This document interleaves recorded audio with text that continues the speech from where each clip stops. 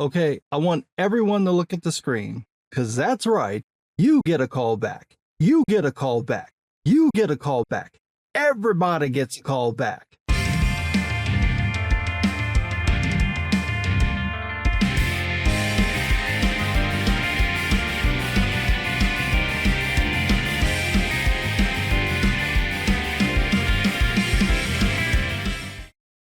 I said in previous videos that it seemed like the showrunners and writers for the Rings of Power really wanted to retell the Lord of the Rings, and boy did they prove it with episode 4. There's barely a scene that doesn't call back to something from the book or the films, and they're all just painfully on the nose. If they were just gonna pigeonhole the story beats from the novel, why not make a Lord of the Rings TV show? I mean, that's actually what people expected Amazon to do. Instead, we got the Rings of Power, and an hour of weird references to things that have nothing to do with the creation of the rings. Like I said in my previous review, I'd be less bothered by this if the callbacks weren't so frequent, but this episode hammers home another problem with the constant callbacks: continuity errors. We see this all the time with prequels. Someone says a line or does something that doesn't connect to or instead contradicts the events of an existing story. Sometimes it's a little thing, and sometimes it's a story-breaking problem. Like having Darth Vader and Obi-Wan fight twice when Vader said in Star Wars that when last they met, he was but the learner. Or having Kenobi save Leia as a child when in Star Wars she sounded like she'd never met him. Or having Padme die after giving birth when Leia says in Return of the Jedi that she remembered her real mother looking very sad. None of those make any sense, and they're easy to avoid, and yet we have a similar thing happen in this episode. The worst example is the Elven Rings. Elrond, Strong Woman, and their crew head to Eregion to warn Celebrimbor about Discount Jesus, and the whole time Elrond and Strong Woman bicker over her ring, Ninya. Strong Woman keeps getting visions of dark tidings, and later uses the ring to heal someone, and Elrond keeps telling her not to trust the ring. There are two story-breaking issues with this. One, that's not how the Elven Rings work, and two, Elrond eventually gets a ring, so they're going to need a good reason for him to change his mind. So, Strong Woman keeps getting glimpses of evil events as they head to Eregion. It's implied that this might be Sauron's doing, that since he's connected to the rings, the visions are tied to things that will come to pass because of his actions. So, when the group gets blocked by a broken bridge and try to figure out another route, Strong Woman gets a vision of the Barrow Downs near what will eventually become the Shire. By the way, with all the callbacks, I fully expected one of them to look at the bridge and go, "Oh, we can make it!" But no one did. And I would have let that one slide. Missed opportunity. But here's the thing. This isn't how the rings work. They don't give people visions. The elves can have visions on their own, and items like a palantir or Galadriel's mirror can cause visions of the future or past, although the mirror is probably an extension of Galadriel's natural powers.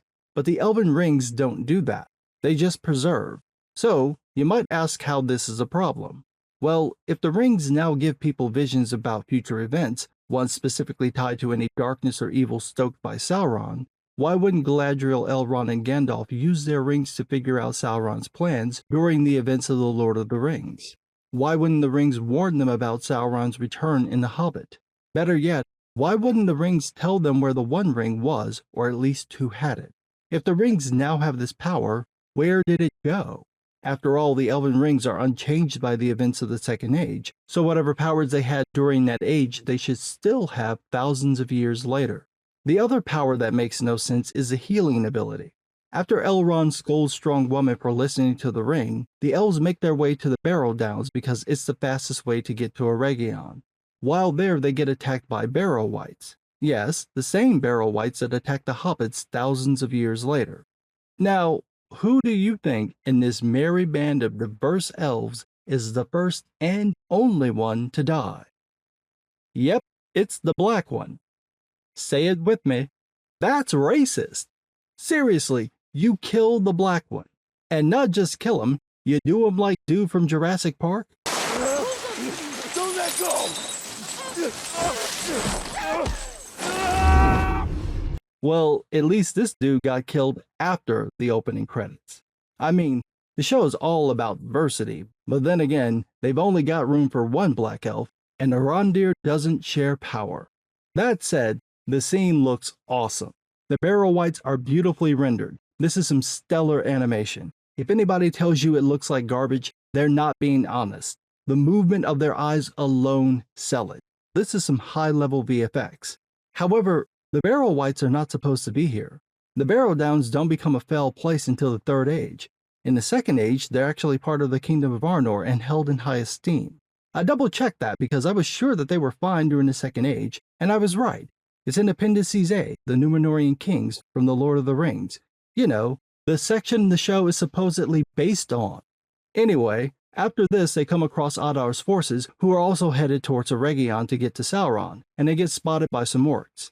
The orcs shoot at them and one of the elves gets hit, and Strong Woman comes over and touches him with the ring and it heals him.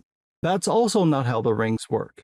None of them work like this, and we know this because Frodo gets stabbed on Weathertop when he's wearing the One Ring, the Master Ring, and it doesn't protect or heal him. The elves have the ability to heal because of their knowledge of how things work. It looks like magic, but it's really just a deep understanding of the natural world.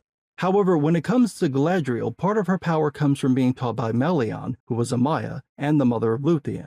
Melian was incredibly powerful, using her skill to veil and protect Doriath during the First Stage, and she taught some of her skills to Galadriel, which were later used with the ring Ninya to protect Lothlorien. So, Galadriel should be able to heal people on her own, although it wouldn't be instantaneous. She doesn't need the ring, and the ring wouldn't do this anyway. At best, it might slow the guy's death since it can preserve, but I don't know of any instance of the rings being used like this. And again, if this were how they work, why wouldn't Galadriel, Elrond, or Gandalf use these powers all the time? Of course, the scene wouldn't be complete without Strong Woman living up to her name, so she gives up the ring to Elrond for safekeeping and goes to fight the orcs as a distraction so Elrond can go help Celebrimbor. She does the cool fight scene stuff, but eventually gets caught by Adar, who says this. Fair enough, but Maegovanen would have sounded way more badass. Now, as the elves leave, one of them comments on how Strong Woman is sacrificing herself to save them, and Elrond corrects him saying that she's not doing it for them, but to save the ring. He really doesn't trust the rings, which makes sense given the changes to the lore, but it creates a massive continuity problem because later on he gets Gil-galad's ring, Vilya, and uses it to preserve Rivendell. That's one hell of a party switch. How will the show explain this, especially since there is no One Ring yet, so the book's pretense of the elves avoiding their rings while Sauron had his doesn't work? Maybe they'll try to claim that once Sauron is defeated, that his power to influence the rings is gone. But if that were the case, wouldn't that apply to everything he influenced from this time? Like the 9 kings of men who eventually become ring wraiths? Once the show gets to this point, we'll find out how they handle it. But do you see the problems they've created for themselves? The more they change things, the harder it is to make it jive with the Lord of the Rings. Then there's the Tom Bombadil scenes where a whole lot of nothing happens. I've mentioned the pacing problems with this show, and these scenes are a perfect example of this. It's just lots of meandering dialogue without any payoff. We find out that the stars Discount Gandalf was looking for were actually on Bombadil's ceiling, meaning Dude's search was actually for old Tom, who's apparently supposed to guide the wizard or help him in some way, which he doesn't do in this episode. And we had to sit through 10 minutes of vague dialogue just to get that tiny bit of information. But not before Tom Bombadil gets to say his famous lines to Old Man Ironwood. That's right, the wizard gets attacked by a tree and saved by old Tom, who kinda takes his sweet ass time coming to help. We just gotta throw that in there even though Bombadil has nothing to do with the events of the Second Age, or any age for that matter. This is by far the most bizarre inclusion for the show because Bombadil literally doesn't do anything major in the story because he's not concerned about such things. Why would you add him in to basically do nothing? Honestly, that'd be a fair question to Tolkien himself because the films prove you can cut Tom Bombadil out of the story and it really doesn't make a difference. I mean, I get giving old Tom a cameo in the Rings of Power, like someone randomly encountering him for a moment and then moving on, and even then it would be a stretch. But to try to tie him in with the wizards just makes no sense. He's so removed from anything like that. Speaking of making no sense, we've got Ents. Is there really any reason for them to be in the story? No. In fact, if you cut the scene out of the episode, you wouldn't miss anything because it has nothing to do with the overall plot. In the previous episode, an Ent wife captured Theo, so Arondir and Isildur decide to look for him. However, the villagers want to get revenge against the people who stole Isildur's horse, and I need to make a correction here. I said in the previous review that these were followers of Sauron, but they're actually followers of Adar. Anyway, before they leave, Arondir confronts the girl Isildur saved because he suspects she's a spy. I've watched the scene a few times and I'm not sure if the girl is actually a spy. She kind of admits it, but kinda doesn't. Arondir demands that she shows them where her people live, and on the way the trio get attacked by some discount kraken so Arondir can spout some lines about the nameless things in the deep places of the world, which he calls supper. Oh please don't put that in your mouth. You genuinely don't know where that's been. Do not put that in your mouth. Then we get to the Ents. They attack the trio right after Isildur frees the girl for helping him. She draws Isildur's sword to try to get away, and the Ents think the sword is for cutting wood, and the Ent wife knocks the girl away. She survives this, and tries to kill Arondir, but he manages to talk her down. So, why are the Ents here? Well, because there are Ents in the Lord of the Rings. Oh, you meant in context to the show. Well, remember back in the first season when the orcs cut down the forest? Okay, that triggered the Ents because they knew some of those trees from nut to acorn, that's in the show, so they came to get revenge, like Treebeard with Fangorn. Now, you might wonder what happens with the Ent wives since Treebeard says in The Lord of the Rings that they lost the Ent wives and can't find them. We don't get an answer. She's just there and gone after she frees Theo. But it is a valid question given that the Ents operate on a different sense of time than anyone else, so the Second Age would be a short time for them, and the way Treebeard spoke made it sound like the Ent wives had been missing for more than a few thousand years.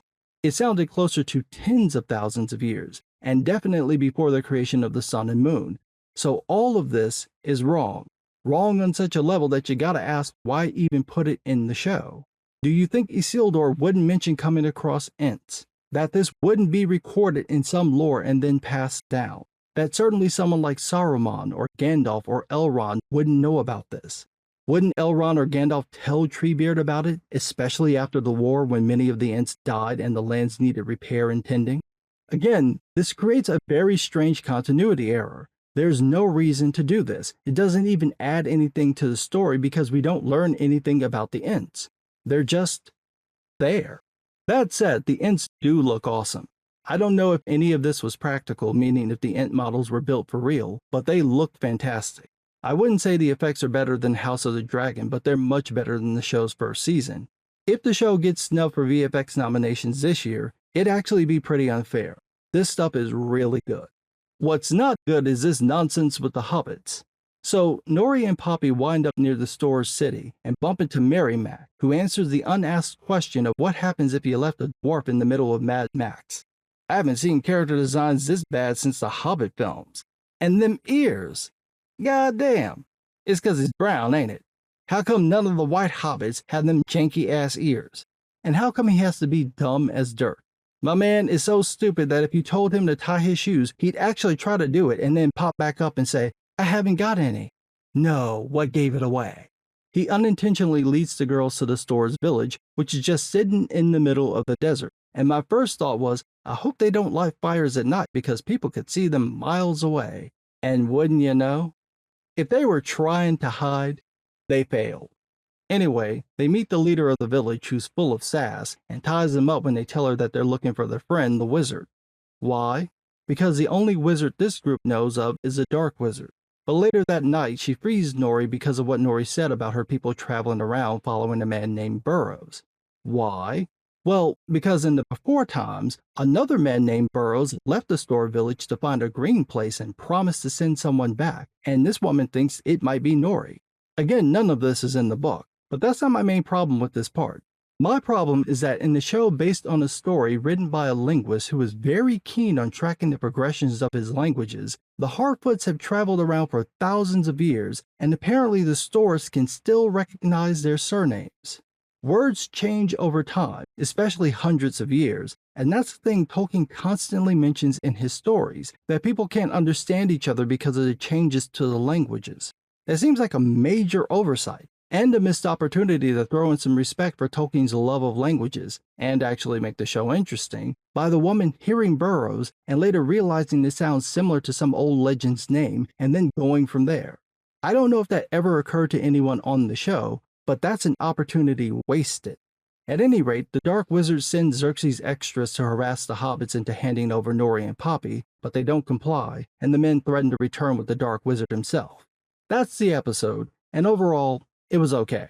It was very mid and still incredibly slow. That said, the VFX were fantastic. My favorite shot was the opening scene. The only things that are real are the actors and part of the set.